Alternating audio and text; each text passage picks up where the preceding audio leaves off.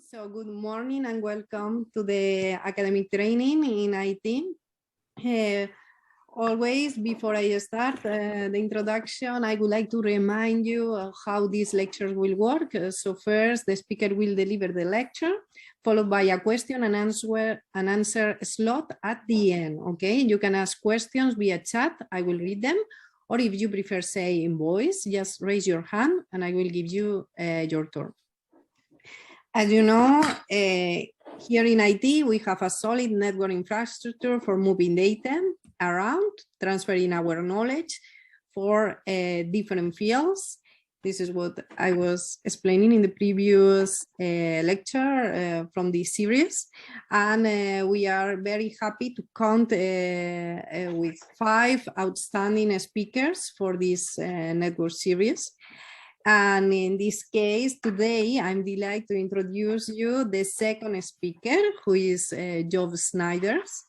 He will explain us how to break the internet and talk about outage that never happened.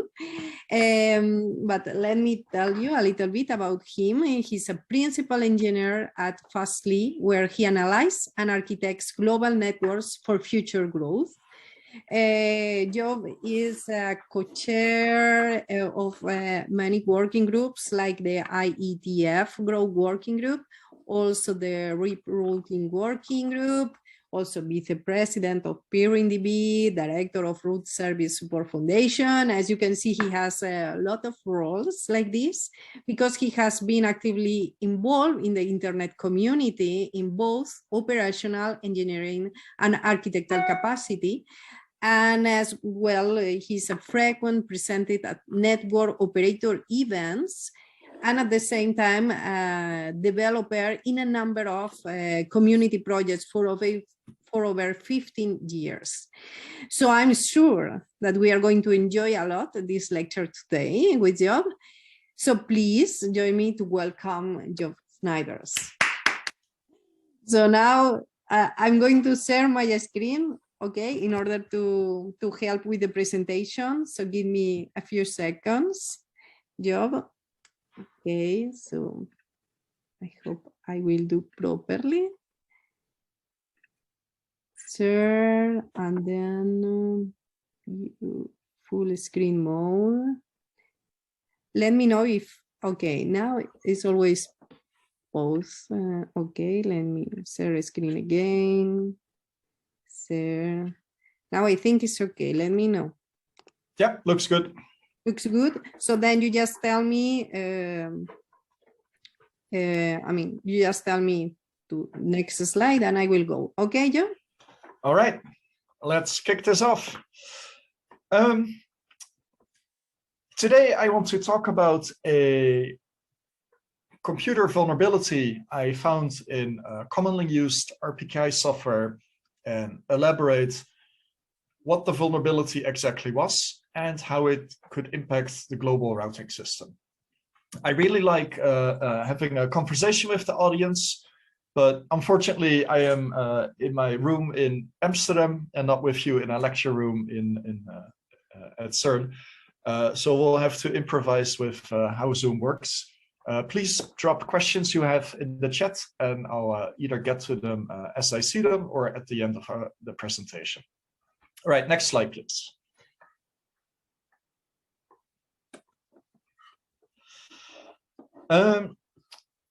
As you can see, I have far too much time on my hands. I spent most of my waking hours exploring how the global routing system works, what the strong points are, what the weak points are. And because of this obsession, I enrolled in various positions at various organizations. Next slide. So I want to cover, we're going to try and do a deep dive in the span of, say, 40 minutes, where we jump from how BGP works to what is done to secure BGP, and how in attempting to secure BGP, we sometimes as human beings accidentally introduce additional problems rather than solve problems. And I'll end with explaining how there is a negative interaction between BGP and RPKI. Next slide, please. So what is this internet routing system? Here you see a super zoomed out screenshot of a 3D galaxy model that I generated about 2 years ago. On the image you see tiny dots, and each of those dots represents a so-called autonomous system. And autonomous systems exist in very small shape, such as my personal ASN, or very large shape, such as Swisscom or Telecom Italia or Deutsche Telekom. And all these stars are connected to at least one other star, or potentially multiple other stars. And there are about 80,000 autonomous systems in the global routing system these days. And these 80,000 systems together provide distribute routing information towards almost 1 million IPv4 prefixes. So it's really large. The essence of BGP is described in a IETF specifications document called RFC 4271. And if you go to as2914.net, you can inspect this galaxy yourself. So BGP, Border Gateway Protocol, is the computer protocol that all these autonomous systems use amongst themselves to inform each other of where you can reach certain prefixes. Next slide, please. And the purpose of the BGP protocol in the global routing system was so that the internet could grow as large as possible. It has to cover this entire planet. And it transcends nations, it transcends cultural boundaries.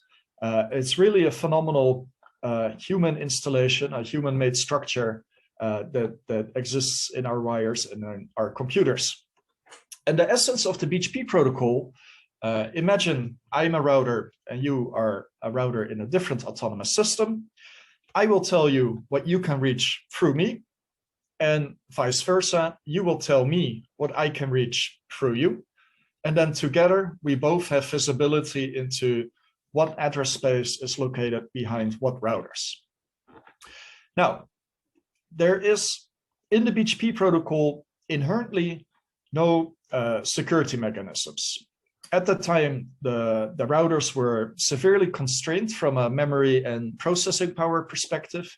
So BGP had to be extremely efficient, and that kind of led to design decisions where encryption or authenticity were not taken into consideration.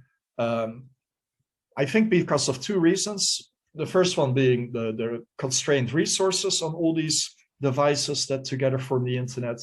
But secondly, this protocol stems from more than 25 years ago. And I think it's only in the last 10, 15 years that computer security and encryption really became of paramount importance. Whereas prior to that, I think, yeah, it's back. Thank you. If the system worked at all, that was already seen as a major milestone. So there was a different time, a different approach in thinking, and security was not at the front of everybody's mind. So in this unwieldy system where all kinds of systems interconnect with each other and tell each other what can be reached through them and through others, an auxiliary system was required to bring some order to this chaos. And the first one was the Internet Routing Registry. The Internet Routing Registry is a plain text system. Next slide, please. Here's an example of IRR output. You can, on your computer terminal, you can type the whois command yourself and check the output. The IRR system is more than 20 years old, and it was the first attempt to create a registry of whose IP space was bound to what autonomous systems? Because every prefix in the global routing table is originated by one or more autonomous systems. And it's, of course, super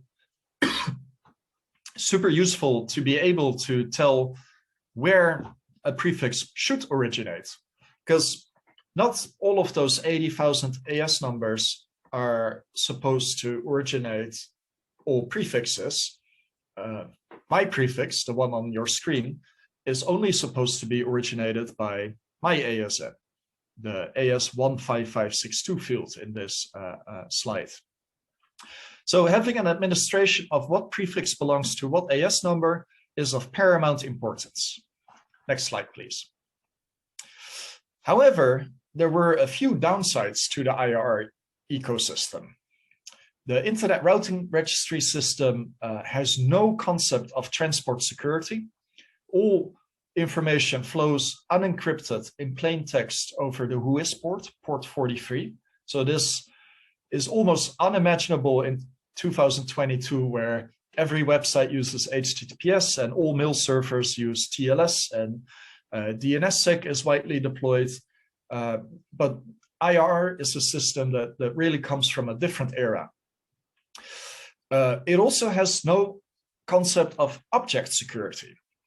So this means that if the transport somehow is breached, the objects that you retrieve through that transport, you have no means of verifying if they were anywhere close to the original. If you compare this to other technologies, there's no detached signatures. This is not BGP signed information that you can later on verify. And another problem with IRR, there are about 30-ish IRR sources on the internet, and each of them have slightly different rules as to how they do authentication. So in some IRR systems, such as RIPE NCC's database, only the rightful owner of a prefix can create so-called route objects or IRR objects for a given prefix. But in other IRR systems, such as RADB, there is no such check, and it means that anyone can create a route object for any prefix. And this means that the whole system relies on everybody being a good citizen, rather than being a robust posture against attackers or more commonly happening misconfigurations. So this IRR system was very useful, but it strongly relied on a degree of everybody correctly using this tool and there not being any bad actors. Next slide, please. So long ago, this was identified as a big problem, and people inside the IETF set out to fix this problem. Next slide. Enter RPKI, Resource Public Key Infrastructure. You can read about RPKI, the overall architecture, in a document called RFC 6480. It's quite a lengthy document, but it is very interesting to understand what the reasoning behind this system was and what technical components they used for what reason. So I really recommend this as a studying material to understand more about how the IETF came up with a means to secure this unwieldy BGP chaos. And notable differences between IRR and RPKI is that RPKI has so-called object security. Object security means that you can take a digital object and transport it through an insecure means, such as rsync or FTP, or I can put it on a USB stick and hand it over to you. And the object itself contains sufficient information for the receiver, also called the relying party, to verify that the object is complete, that it is not malformed or modified in any way, and that it carries signatures that fit into the PKI structure that in totality forms the RPKI. So the moment you have object security, transport security no longer is relevant to protect the contents. In a similar fashion, if you have, for instance, the Debian packaging system, you can distribute Debian packages over plain HTTP, and the APT system has sufficient public keys and signature files involved that even though the Debian files are transported over plain HTTP, you can still verify if you have the correct file and if it came from the correct place. That is what object security offers. The RPKI is a tree. A tree means that you have a root certificate, and underneath it subordinate certificates, and underneath that another layer of subordinate certificates, and so on. And this follows the addressing allocation hierarchy. So, for instance, RIPE-NCC manages a number of /8s. Those /8s are chopped into smaller pieces. Those are handed out to ISPs like Swisscom and Deutsche Telekom, who then in turn can further sub-allocate those blocks of address space towards the end users. So the RPKI follows this hierarchical addressing allocation scheme that already existed. And at the leaves of the tree, so the far ends, things called route origin authorizations exist.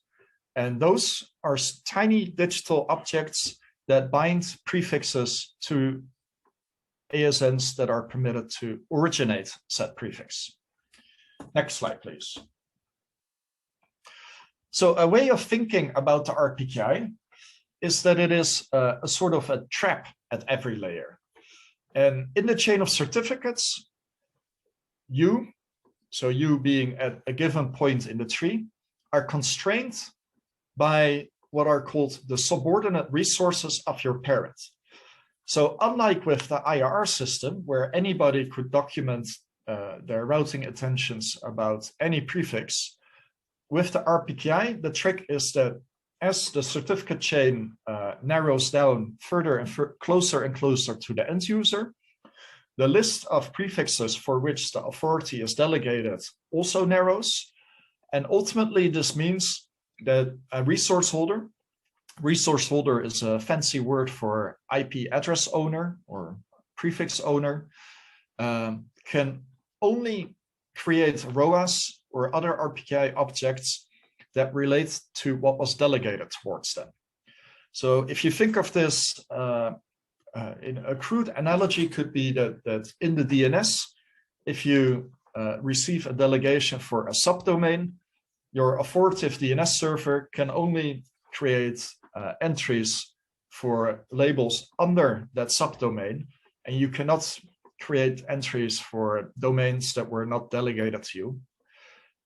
So think of it as a trap. Through the RPKI, the further and further constrained delegations permit you to only shoot yourself in the foot and not your neighboring prefixes. So this is a really cool feature.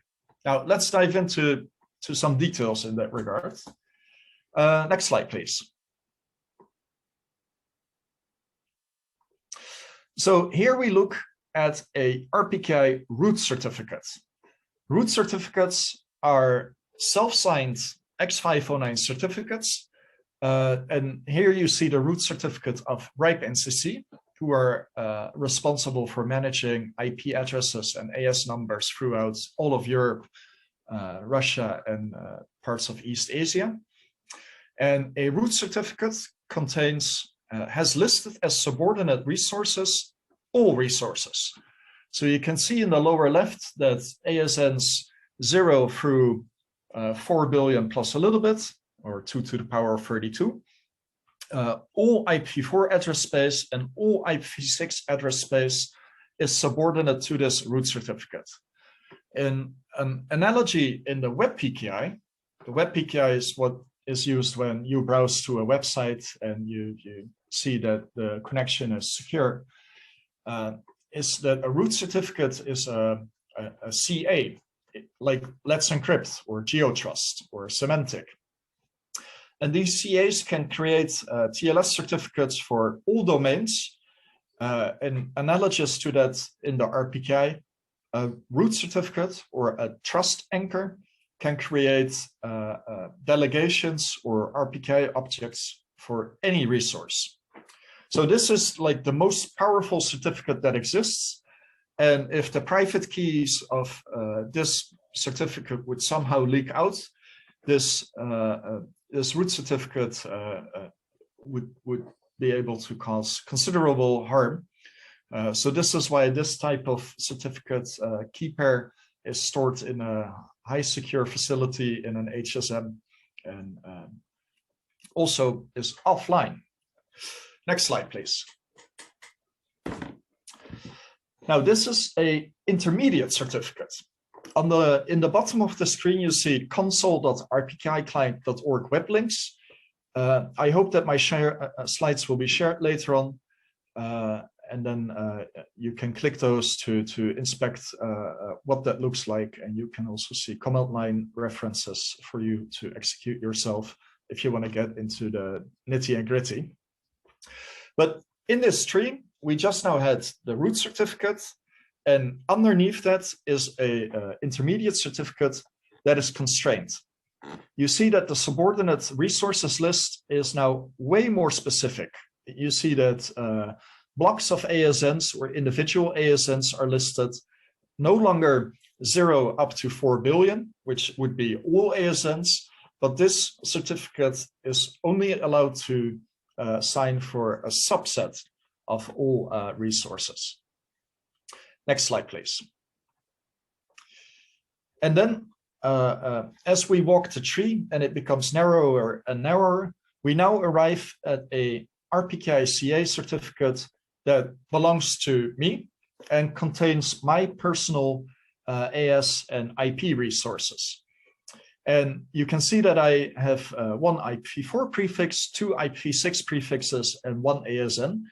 And this means I can only create RPKI objects that relate to those 4 resources. I cannot sign anything related to IP prefixes belonging to other people, because those IP or ASNs were not delegated to me. And this is what makes the RPKI so powerful. You can only sign attestations, as they are called, cryptographic verifiable statements about resources that belong to you and not to anyone else. Next slide, please.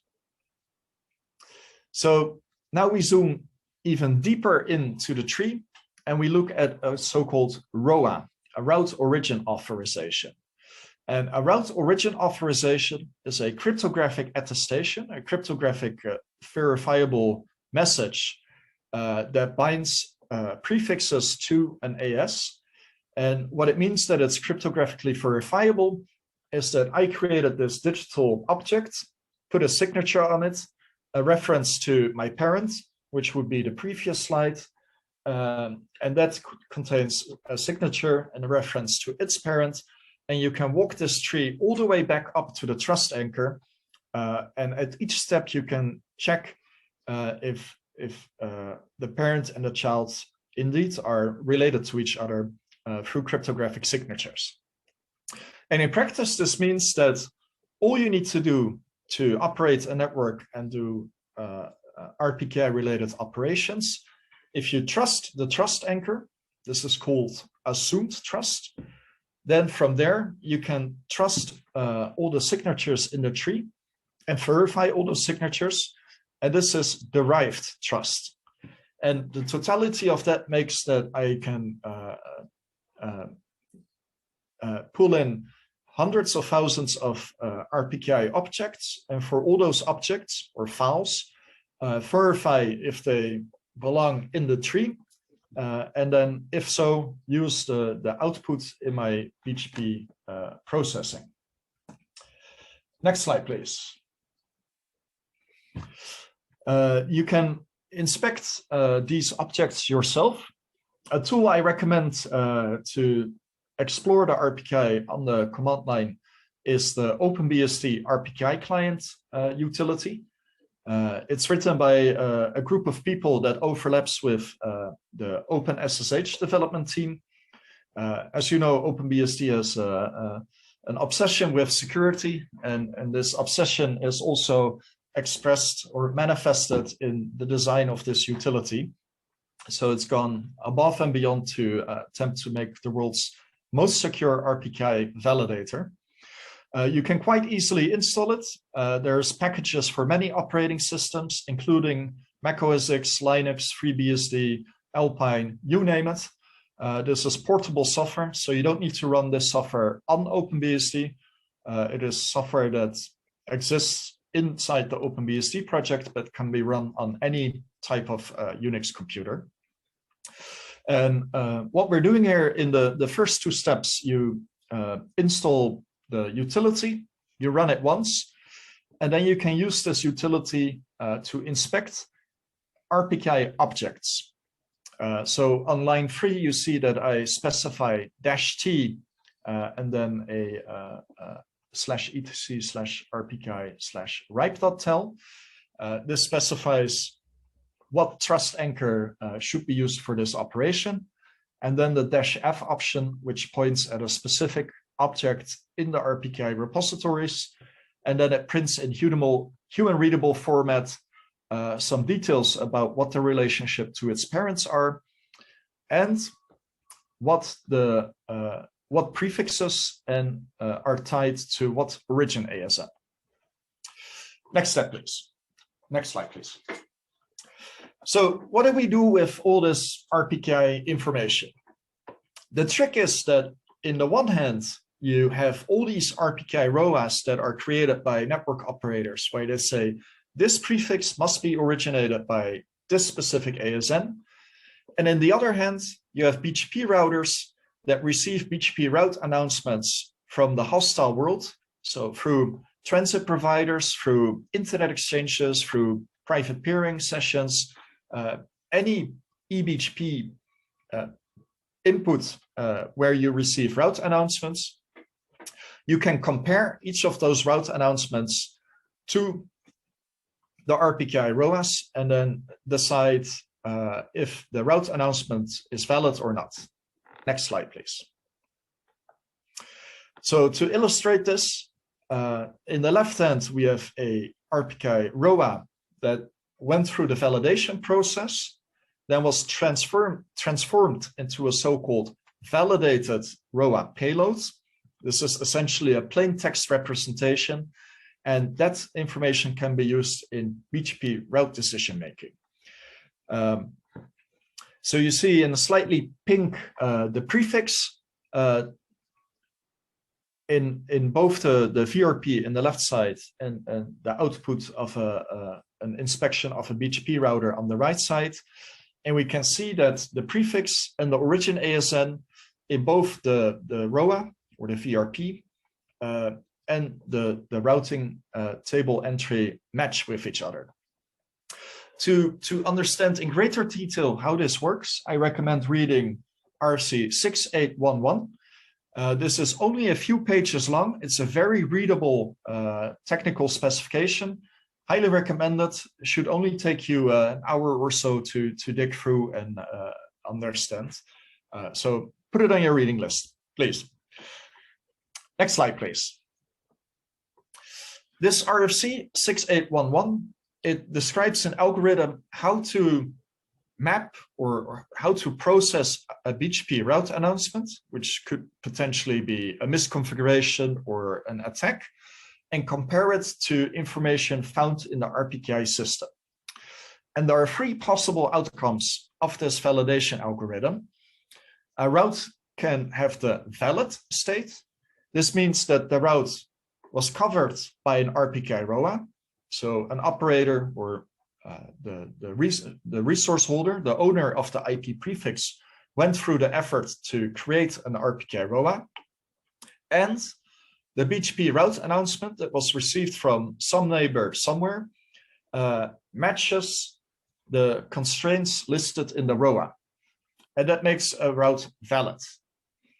Alternatively, if, for instance, the ROA says that the origin AS should be AS3333, but the BGP route announcement that you received lists AS666 as origin AS, then the BGP route announcement does not conform to the ROA, and the route announcement is considered invalid. And then the third state that exists is not found. This simply means that you received a route announcement, but there is no ROA in the system that covers that address space. So this means that you cannot do origin validation, because to do origin validation, you need two pieces, a ROA and a BGP announcement. And if the ROA does not exist, you can, of course, not compare the BGP announcement to anything. So in that instance, route announcements become not found. Next slide, please. Now, in all of this, the invalid routes are the only thing that matter from a routing policy perspective. This means that in the internet, many network operators, the likes of NTT, Telia, Tata, Cogent, Swisscom, will reject route announcements that are invalid when compared to RPKI ROAs.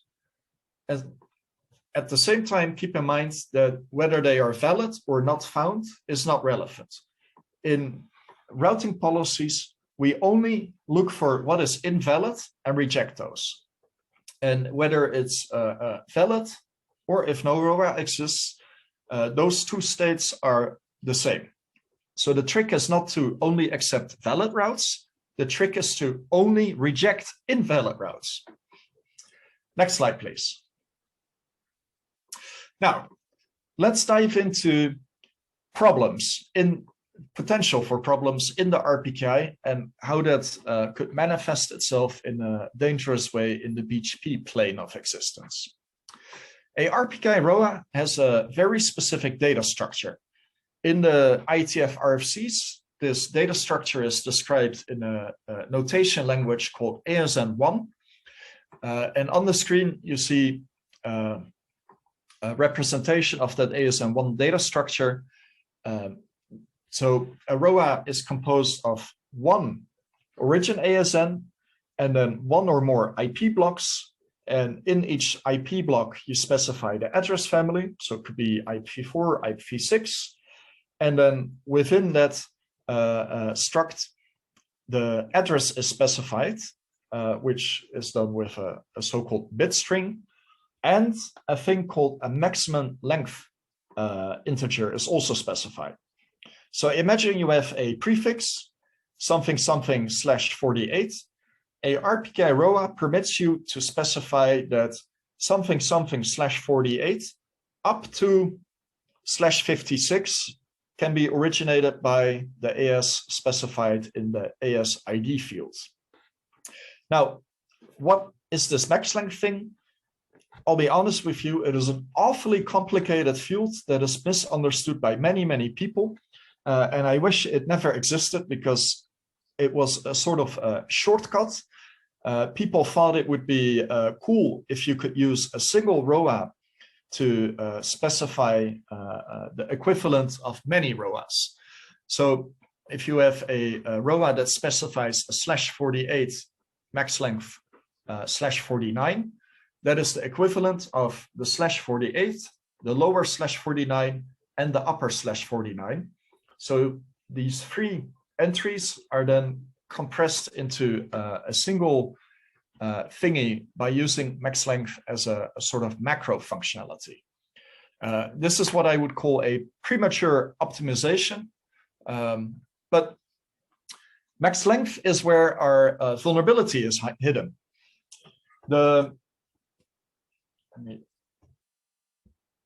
So keep in mind, an ASN integer is what you fill in the max length field. Next slide, please.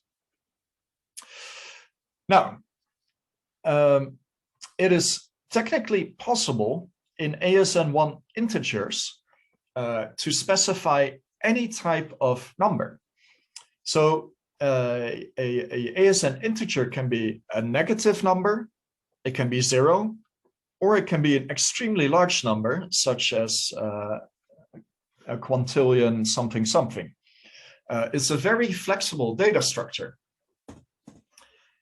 And the problem with that is that the max length, usually by RPKI cache validator programmers, is expected to be no more than /128 in the case of IPv4, no more than /32 in the case of IPv4, sorry, no more than /128 in the case of IPv6, 32 in the case of IPv4, and of course not 0, not negative.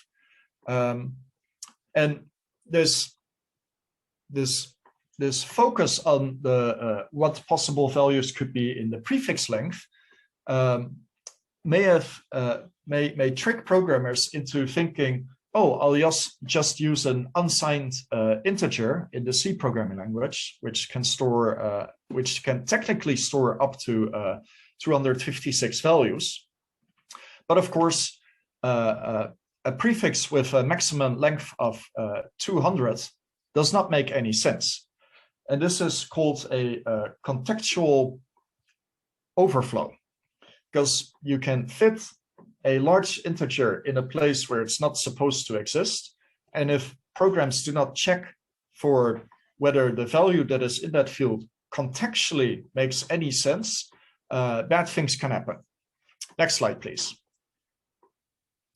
So where does this fit in the overall ecosystem? You have in the middle a rectangle that says RPKI cache validator. And examples of this type of software is the OpenBSD RPKI client, but other implementations also exist, such as Routinator or OctoRPKI.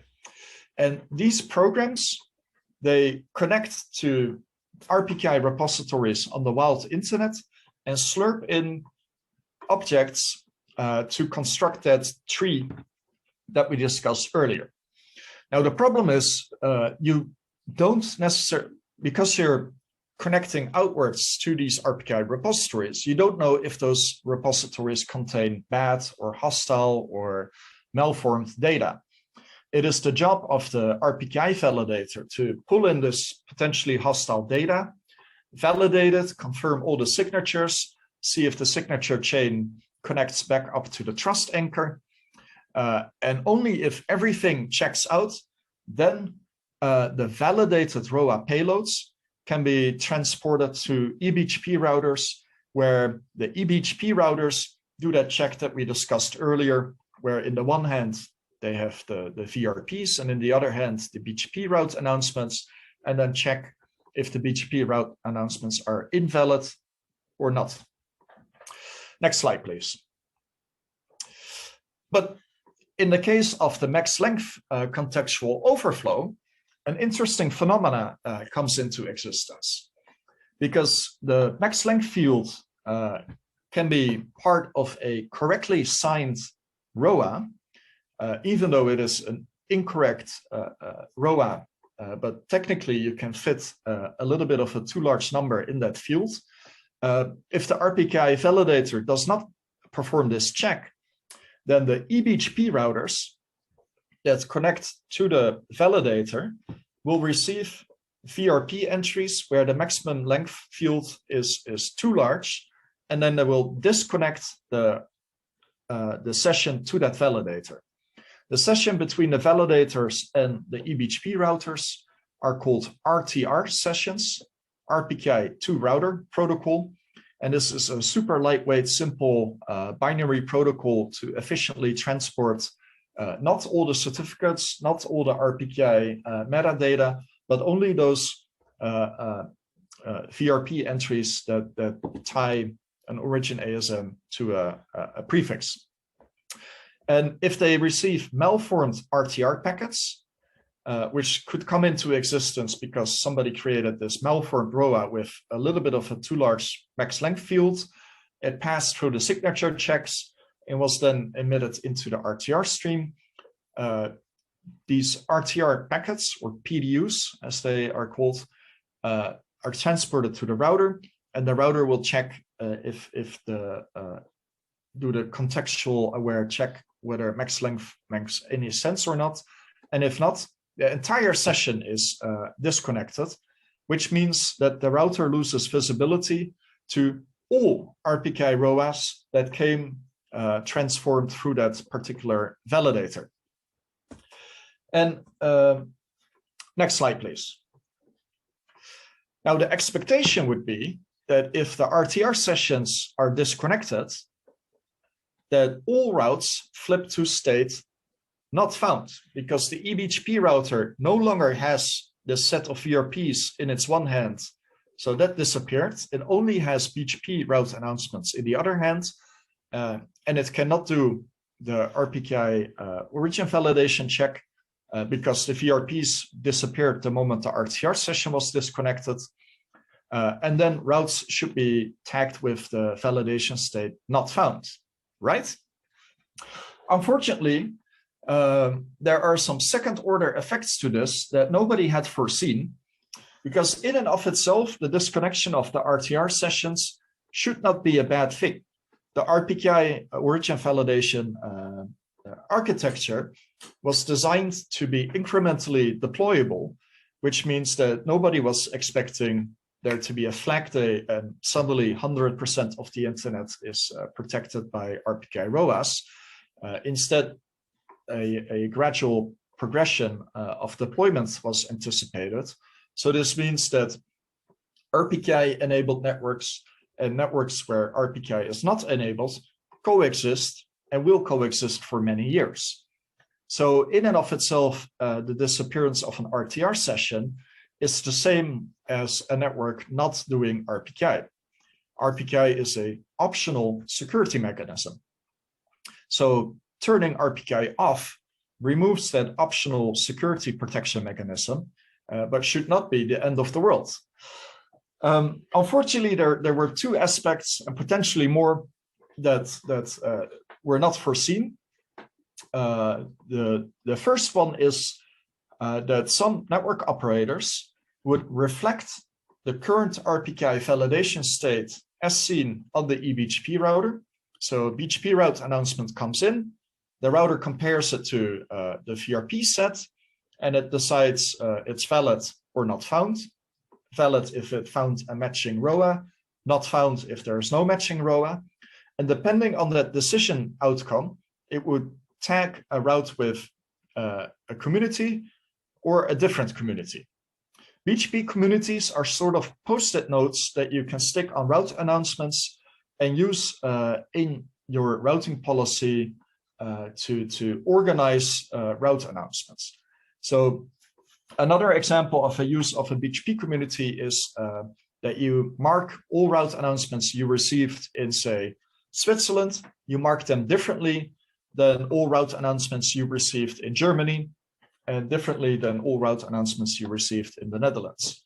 And grouping route announcements through BGP communities is useful, except when you reflect the RPKI validation state in a community, it means that if the validation state changes, you need to change the BGP community, and that means you need to issue a new BGP update to all your neighbors where you inform them, hey, I changed the BGP community on this route announcement. And you can imagine that in an ecosystem where there's almost 1 million IPv4 routes, that if 33% of those routes are covered by ROAs, aka 33% of routes is RPKI valid, then flipping 330,000 routes to adjust the community string and then issue new BGP updates imposes an incredible toll on the routing system.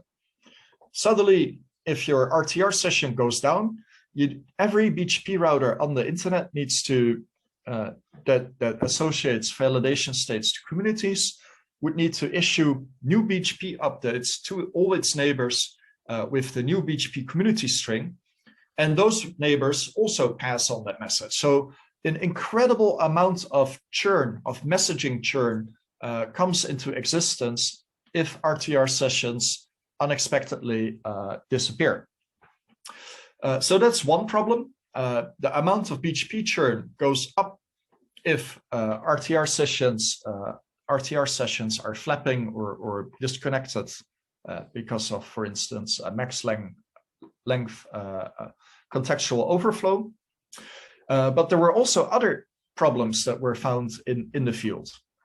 It turned out that some BGP implementations, when they did a state transition from RPKI valid towards RPKI not found, which would happen if the RTR information disappears, the state machine would briefly flip through state invalid, which means that those routers, if configured to reject RPKI invalid announcements, would briefly reject the route announcement. And in that moment, the route might not have any route or path towards that destination. So in that moment, packets sent to that destination are dropped on the floor because there briefly was no route, and then continue onwards to the not found state.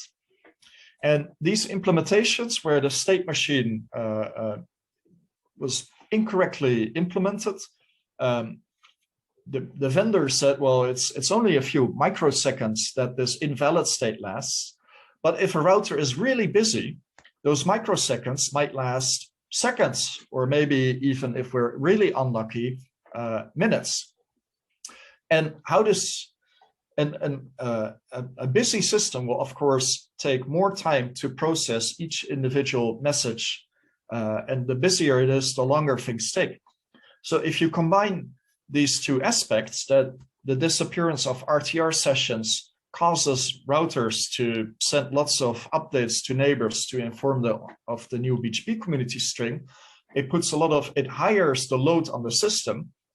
And then if that system itself or adjacent systems to it have that incorrect state machine, instead of microseconds of black holing, which should never have happened to begin with, you can have minutes of black holing. All of this because somebody somewhere thought, hey, let's put 129 in the max length field instead of 128. Now, luckily, this is fixed.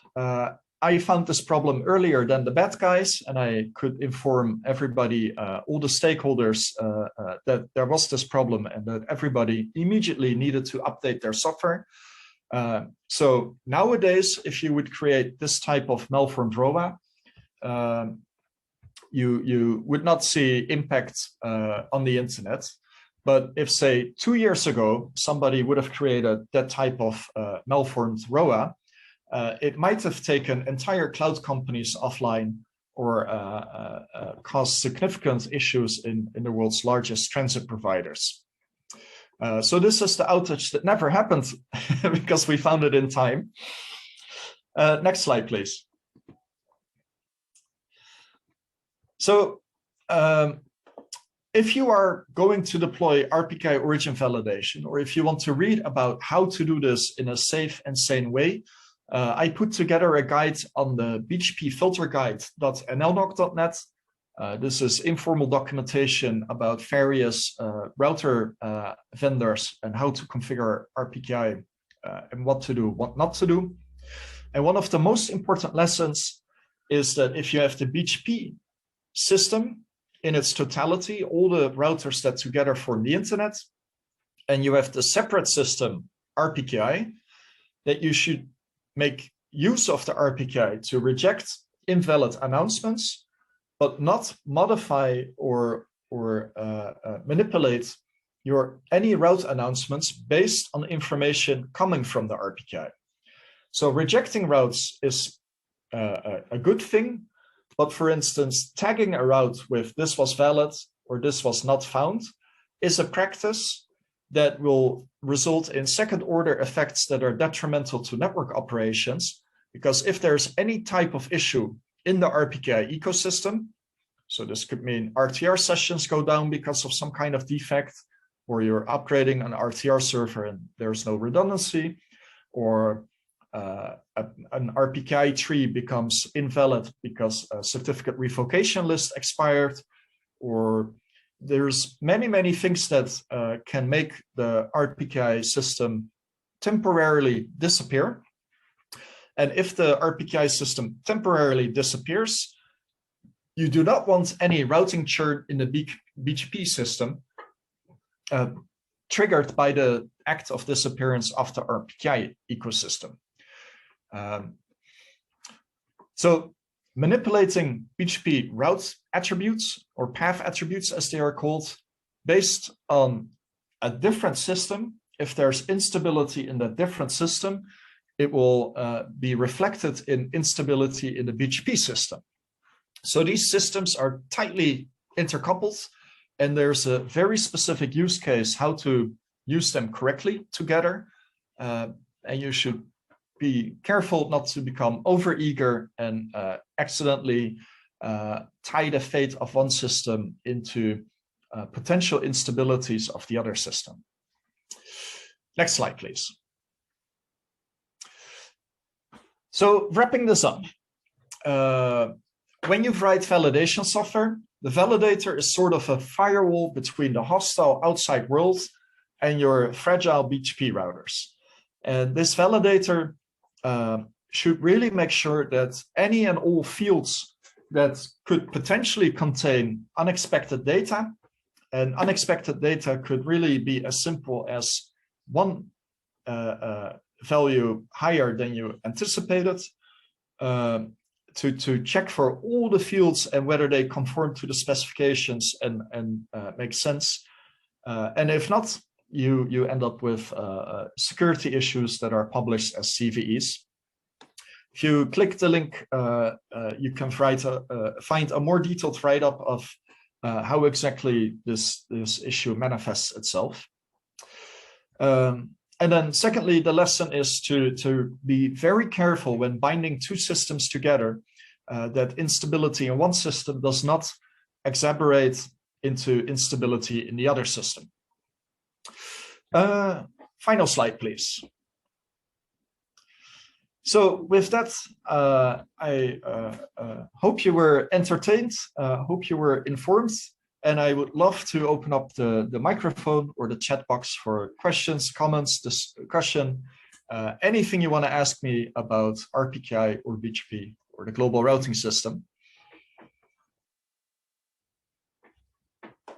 Thank you very much, Joe. So now, as Joe was saying, it's time for questions. So I can see one from Eduardo Mortelli. So go ahead. Hi, I wanted to ask how many operators are using the RPKI validation? Is it widely adopted? Or? That is a great question. So there's two components to keep in mind.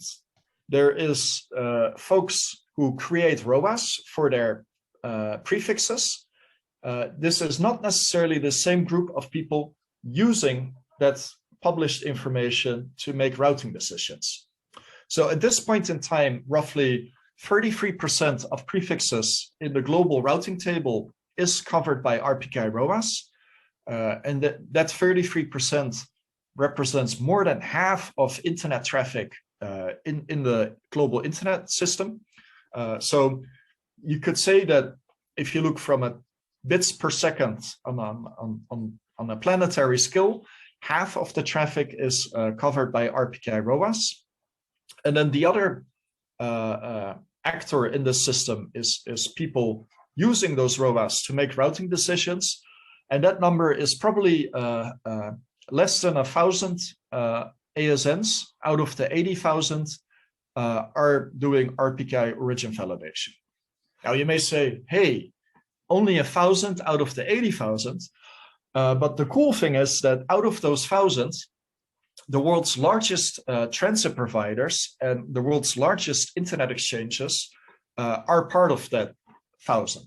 So I would argue, from my perspective, that the core of the internet, the world's largest providers, are all doing origin validation.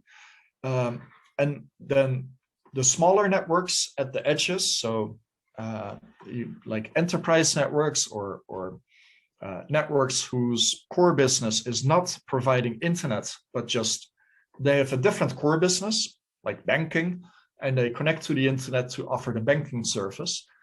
It's the smaller networks that are generally not doing origin validation. So from an effectiveness point of view, origin validation is done by the networks where it matters most. So even though numbers are a little bit counterintuitive, the right people, the correct people are doing origin validation, and that is what matters. Does this answer your question? Yes, yes, thank you. I can see also a comment that I joined. I'm agree with that. Thanks for practically making sure that the internet doesn't break. You're welcome. Now, my hope is that other people also start inspecting the RPKI and poke at it and look for weak points, because it, of course, is not good if out of the 6 billion people, I am the only one trying to hack the RPKI. And I would very much like it if other people also take a critical look at how RPKI exactly works and how it can be made stronger. Because if I can find problems like this, there is bound to be bad people that can find that can also find problems. Sure. Okay. So I cannot see more questions, probably because it was very clear and impressive at the same time. Very nice talk. So if I don't see more questions, maybe we can just okay, close this session. And okay, you are providing your email. Okay, cool. In any case, I'm going to provide the email. And I'm not forgetting, for sure, I'm going to provide the slides of the speaker, and as well it is recorded, this session, so you can even see it again. And remember that tomorrow we will have the following session, okay, for this academic training series. So thank you very much again, Job, for this nice talk, and have a wonderful day today, okay? Thank you. Have a good day. Bye-bye. Bye-bye.